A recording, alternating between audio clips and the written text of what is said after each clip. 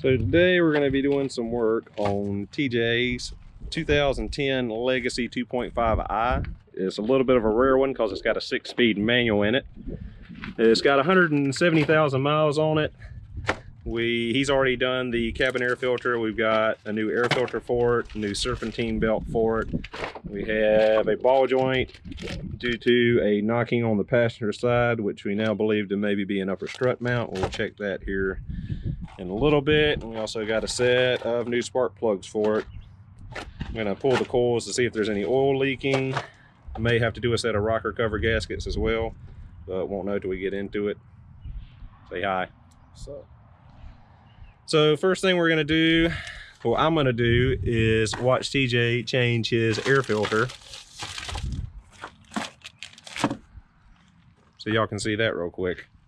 On the newer style, starting with the 5th gens, they went to plastic push pins to hold the air snorkel on instead of 12mm bolts. I think yours just pop up anyway, don't they? Yeah.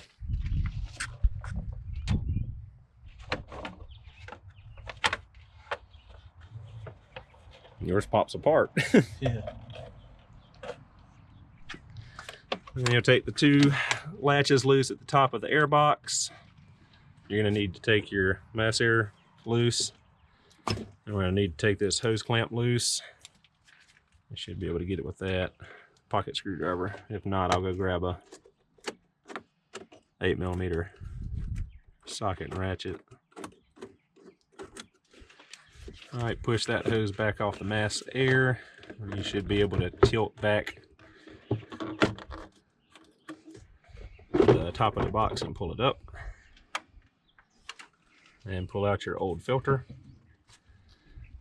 which is nice and gross and full of leaves and debris and all clogged up. So desperately needed a new air filter. It's also good to get any of the big chunks out of the air box. So here's our new genuine Subaru air filter for this 2010 2.5i. Should be the same all the way up to 2014. It may go all the way up to 2019, but there's your part number there.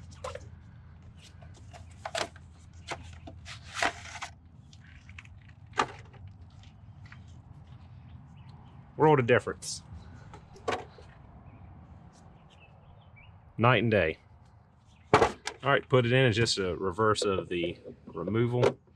Pop it into the air box, take your back half of the box, slide your tangs down in the holes in the bottom here, pull it forward, then attach your clips. Have to move your air hose out of the intake hose out of the way for alignment. I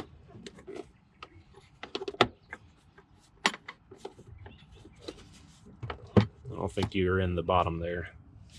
On that side, I don't think that tang's in. There you go. Clip that, clip that. Rotate the box out, align that, put your hose in, move your clamp around, tighten it. Screwdriver's on the cowl.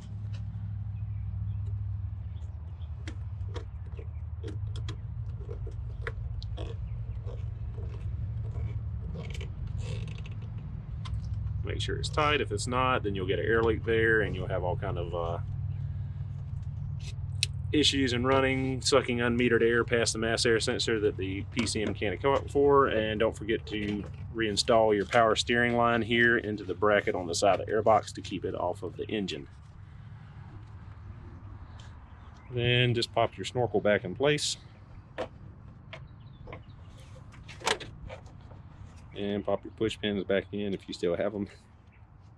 You honestly don't need them because when the hood's shut, it keeps it all in place. Next thing we're going to do is move on to the serpentine belt. I like that. Yeah, it's a little flip. It's a Phillips on one side and a flat on the other, and magnetic. Little pocket screwdriver. I think they're like 20 bucks. What? It's Snap-on. You know it's going to be expensive. So starting off, to replace the serpentine belt, we turn the plastic push pins to release them for the belt guard here on top. After you turn them, you need to, yeah, pull them up a little bit. There you go. I don't think that one popped. I think that slit's got to be in line with the notch. This won't spin. There you go. Now it should pop up. Yep. Pull that out of the way. Since this is a 2010, it does have an automatic belt tensioner, unlike the older Subarus where you had two different belts, one for the power steering alternator to the crank, and then one for the AC. You had a tensioner over here for the AC and one over here. Previously in 2008, 2009, I know on some Foresters they didn't even have a tensioner on the AC. It was a stretch belt. You had to cut the old belt off and then use a special stretch belt tool to pop it back in place. But this belt has got quite a bit of wear on it. The ribs are deep and we've got some cracking, so time to replace that. We got our new Subaru OE belt here for this 2010, ready to go. So all we need to do, if I remember right, that's a 14 mil. You put your 14 mil. I don't know if it's wrong on the dies or what, but on these Snap-on 14, 15 extra long zero offsets, the 15 side is actually the 14 and the 14 side is actually the 15. So take an extra long 14 mil, put on the nut there on the tensioner.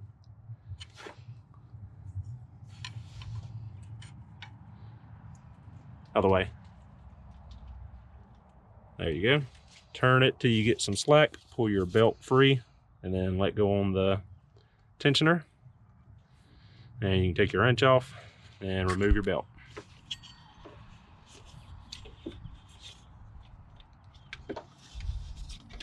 Before you take your belt off, if you don't know which way it goes on there, make sure you draw yourself a little diagram.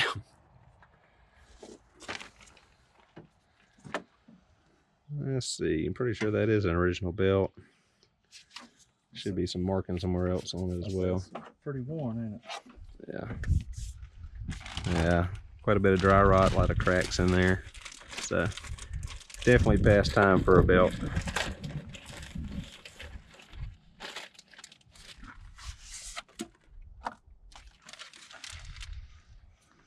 Again, the new Subaru belt. That's only right on it. I can't remember if these are Mitsubishi belts or if these are Bondo belts. I know Subaru doesn't make their own belt. Alright, so we got to print out because I'm OCD like that. Alright, belt goes first around the crank, aligning your ribs. Alright, then go around the tensioner there.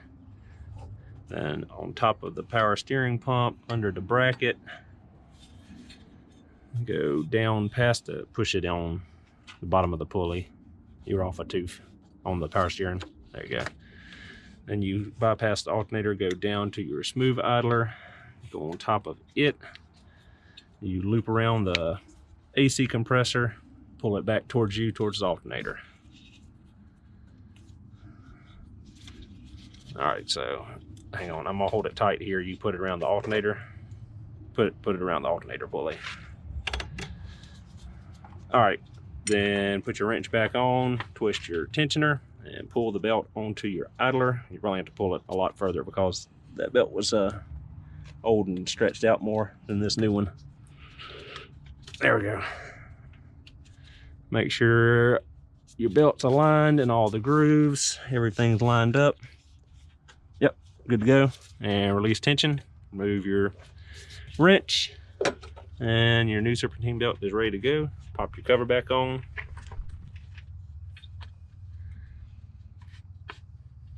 Push in the center of the push pins. And all done. All right, now we're gonna jack the front of the car up, put it on jack stand so we can look at that suspension issue. You need to go to the left and back a hair. No, back towards you. There you go. On the 2010 and up models, your front jacking point is now under the front bumper. It's this little stamped steel piece here. You can go ahead and start jacking it up. Where you no longer have to go back and jack under the engine cross member. This is now your front jacking point as per the factory service manual. We're going to jack the front end up off the ground, get some jack stands under it, and check your drain plug's been leaking. You got some oil down there, or else it's been running down the back of the engine. And it looks like you got a cardboard box stuck in the front of your car. That low life running over everything in the highway. Alrighty. So this cylinder head on the driver's side is nice and clean. No seepage or anything I can see. Passenger side, we've got a little bit of corrosion-y looking dry coolant maybe, but some of that could be just from oil leaking from the filter. Not too much to be concerned about right now. Just keep an eye on that. So the drain plug is leaking a little bit. Ooh, that transmission leak though. The transmission's covered, Bo. Is it? Yeah, it's bad. Was it that bad last time we looked under here? It's I can't tell. You got another mat or something? I don't think I do. I probably should have a big piece of cardboard though. Man, that is bad.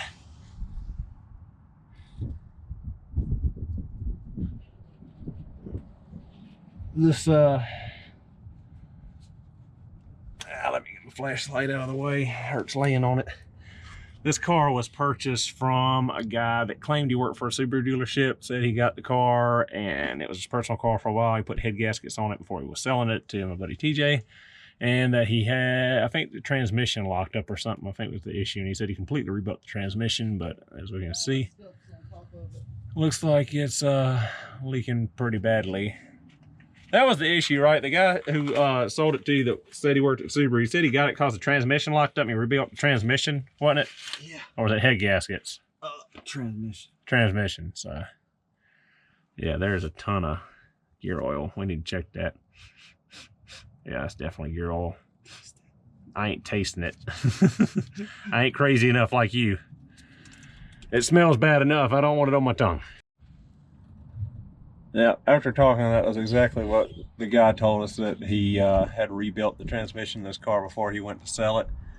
I can tell the evidence of that because the seam here where the transmission splits in half down the center, it's a black RTV rather than gray 3-bond or what Subaru normally uses as sealant for this transmission. And there's a couple drops of gear oil here near the plug.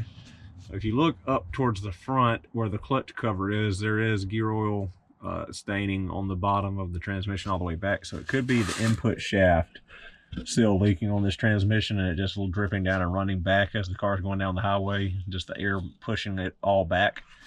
Also, though, appears that maybe one of these bolts up here, I'm not sure if this one's supposed to have a copper washer gasket on it like this one does here, but that could be also leaking in why it's running down from the top as well. So we're probably going to take some brake clean and completely clean this transmission off, and then just keep an eye on it and see where we notice gear oil coming from first. And well, let's see what we're doing about the suspension. The sway bar end links have been leaking. We can see from the buildup of the staining here on the control arm and the grease that's coming out of the boot here. The sway bar is still tight in the inside here. I want you to get out there and put your hands on the tire at 3 and 9 and just rock it back and forth gently.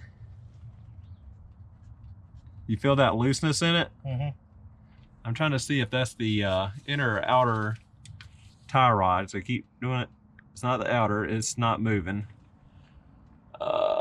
Can I get to the inner? I can't remember where the heck they put the racks on these things. Hang on, let me slide out of here. So I'm going to change position. Oh.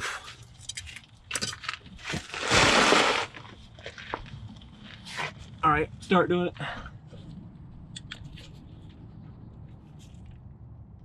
Looks like we might have a bad inner tie rod. There's some movement there, as you can see in the boot.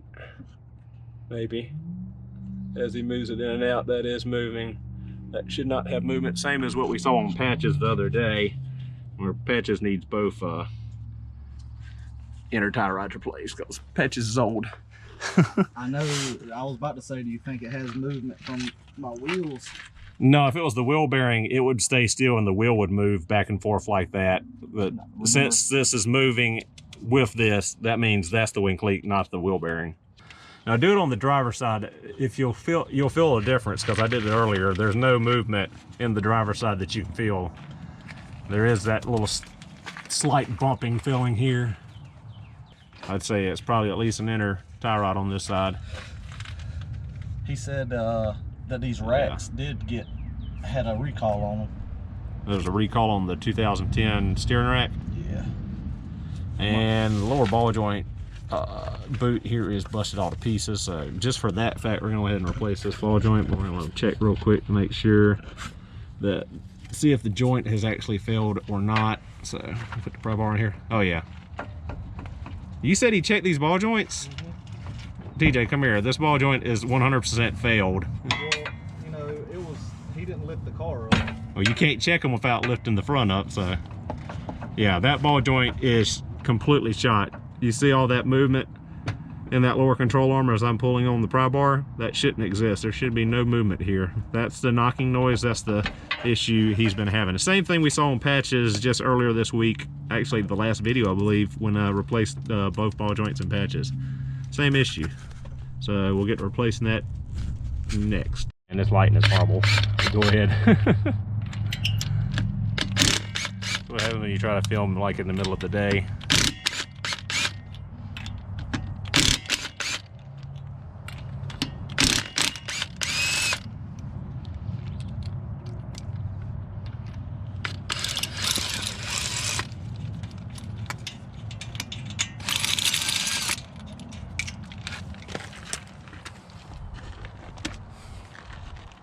Stuck on there.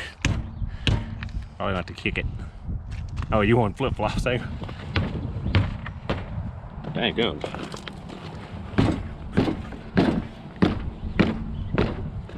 Did you glue these on here? Oh man.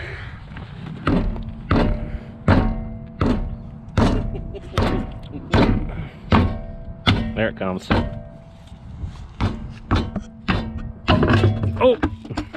Hit the tire, not the wheel. Let's steal it.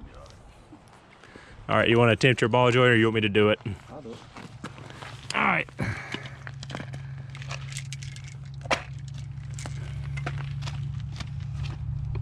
Can I sit on this?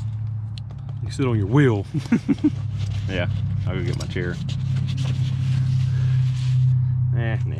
It ain't been raining, I'll just sit on the gravel. All right, first things first, take the old cotter pin out of your castle nut there on the bottom. Can I ask you a question? Yes. Where is my brake caliper? Well, your brake caliper loose? Yeah. Moving in and out? Or back and forth? Back and forth. Huh, I don't know. We'll address that after we get the ball joint done. All right, take your cotter pin out down there at the bottom. Squeeze the ends together. You probably want to get some pliers for you booger up your fingers.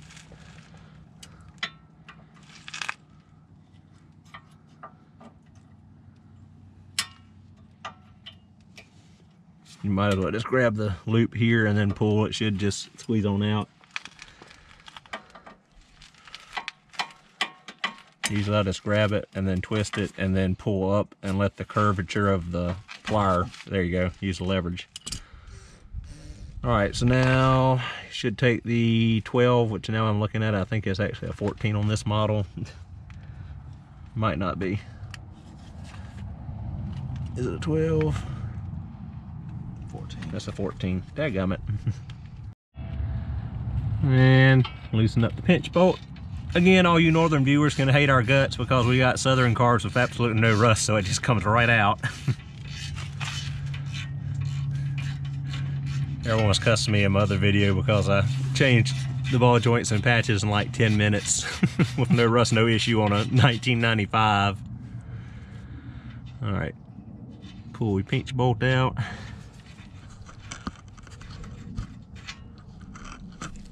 It does got a little bit of rust on it, but nothing to speak of. All right, now take the 19 mil castle nut off the bottom there.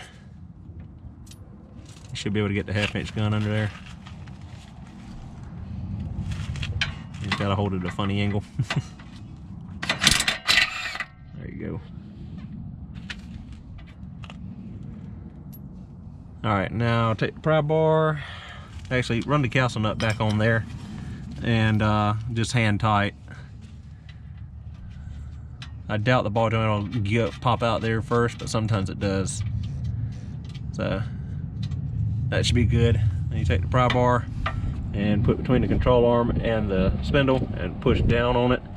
And nope, no issue, it's coming right out of the spindle. And it's coming right out of the control arm. That's kind of scary. Normally you gotta hit them a couple times with a hammer and dislodge them. I see why they said in the manual now where to take out the sway bar. So we might be able to get it out of there with me pulling down on the control arm. So what we're gonna do is hook the pry bar in the lower control arm. Not that way, that way. And then I'm gonna try to push down on it with my foot. That's not gonna work. Yeah, we're probably gonna have to take these. How hard is this to get out? Is it 14 mil? These? The 2 bolts here on either side of the sway bar mount. That's what it said to take loose. It's way easier. 14s. Are they? It might be 12s. 12s? 12s? Yep. All right, go ahead and take that loose. Do what the manual said. It's the first time doing ball joints on 2010 up after they redesigned all the suspension on them. So I'm just taking the 2 bolts loose on the sway bar mounts. Since the sway bar goes up and over the front cross member now instead of hanging below it. This gives you a little more maneuverability in the lower control arm so you can drop it down to get the ball joint out.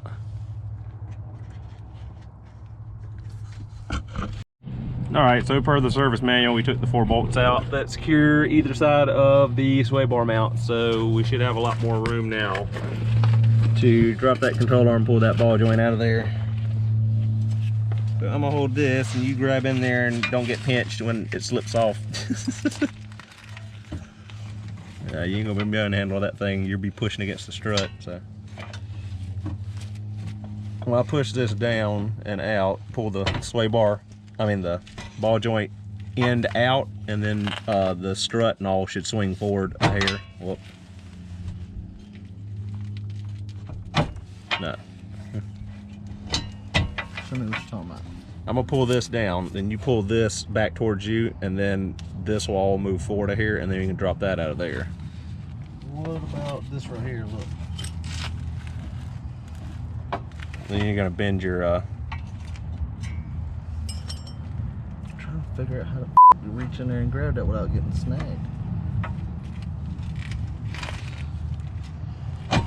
hang on.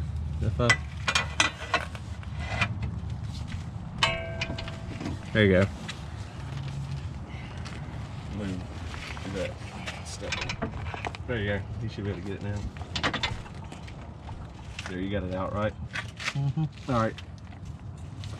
Now pull the ball joint out of the spindle. Just pull it down. It should pop out of there. If not, smack it with the hammer. I think it's behind me. Yeah. Just smack here on the lip. Right here? No. On the actual ball joint. At the top there. There you go. Hit the other end, the other side. Actually, man, it's loose. Grab it and pull it out of here.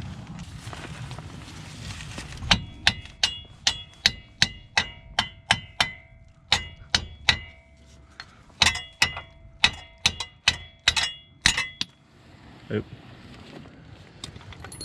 Yep, she boogers good.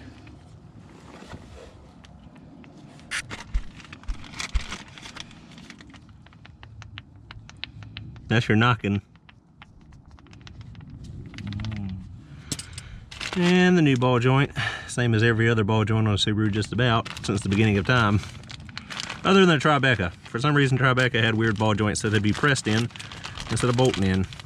Tribeca had to be weird in lots of ways. Really weird card, didn't sell really well. Go Tribeca. All right.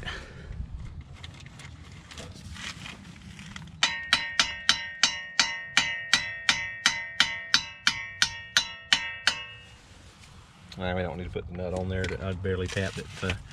All right, I'm gonna position the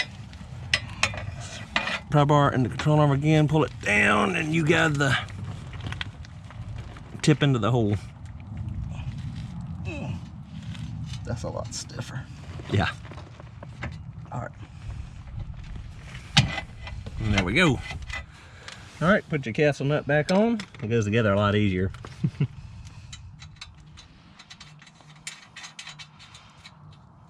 And your pinch bolt, which I might be sitting on. Oh, hang on. Oh, I don't want to smack you. All right, now we're seated flushly in the groove. Run that back in there. I get the torque wrench up and running, and the battery's in it.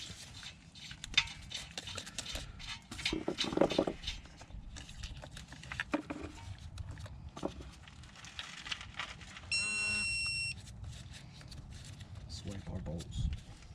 No, we don't need to worry about that right now. Put them in last. All right, where'd my phone go? What did I say? 39 Newton meters for the.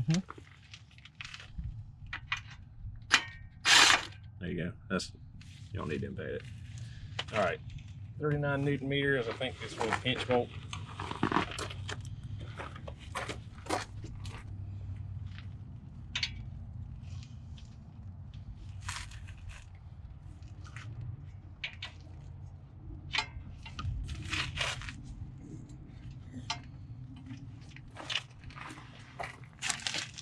No.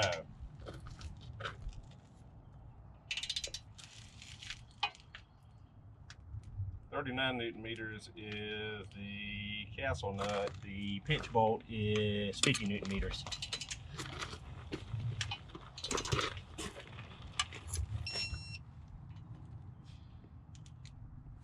You didn't do it to 50. I know you gotta read. All right, 50 Newton meters. Tighten the pinch bolt.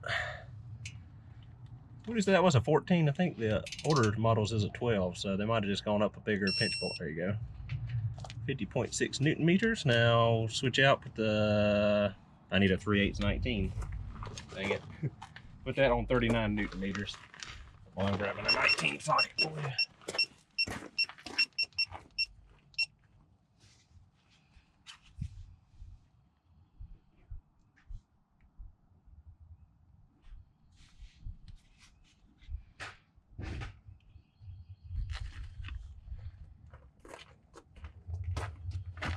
And 3/8 19.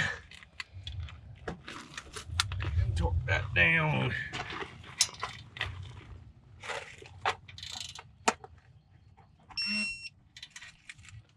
There, we lined up. All right, you got 10 plus or minus Newton meters. You can turn it past. Where's the hole at? Okay, keep going. Here, take it off the torque wrench and use the regular ratchet. It's there. Oh, it's lined up? I didn't see that it was.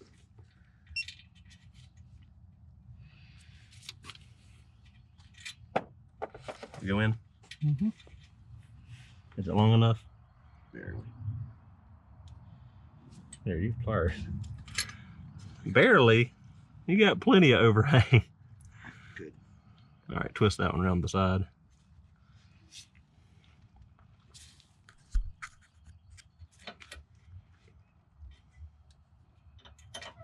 There you go.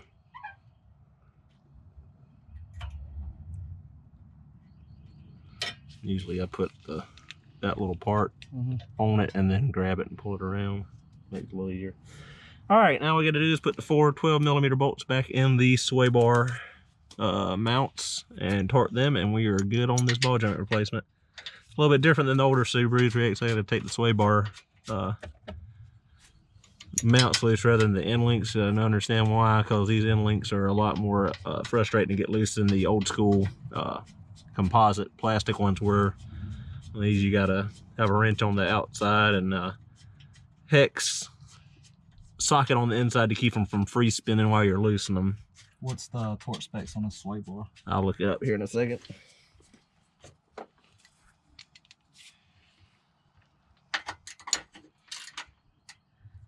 Let's see, cradle front stabilizer bar.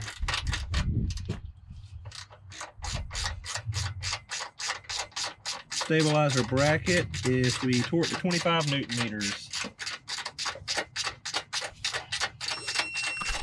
6 with a manual transmission. I would take the transmission out in this car. Would be nice to import a, you know that 3.6 Spec B or whatever they call it. I know they had a 3-liter Spec B. I can't remember from this body style if they had a 3.6 Spec B, but I know they had a 6-speed manual with the 8.6 in Australia, the UK, and Japan that we never got, because they always get the good stuff and we don't.